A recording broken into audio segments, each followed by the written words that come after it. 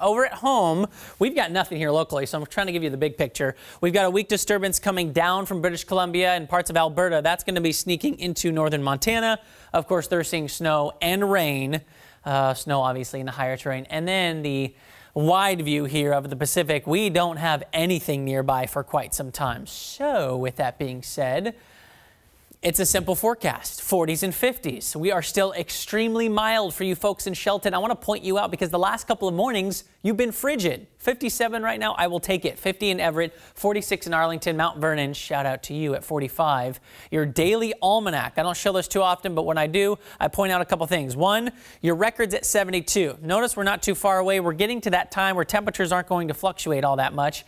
Average is 61, and you're going to notice those average temperatures. This map's a little confusing, but basically it's the month of October from the 1st on the left side of the screen all the way to the end of the month, and it shows you the average temperature, how it goes down by 10 degrees within a 1 month span. All right, we started with an average temperature of 65. We're currently at an average temperature of 61, and by the time Halloween rolls around, we'll be at an average temperature of 55. Therefore, technically, we should be getting cooler.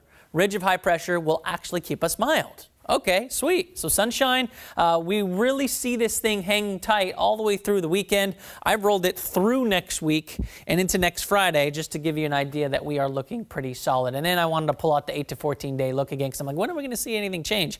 Not really going to be seeing too much change. In fact, temperatures will stay mild all the way through the last week of October, and precipitation looks below normal. I don't know if that makes you excited or what, but either way, get used to more of this. Sunshine will be hanging around, like I said, for quite some time.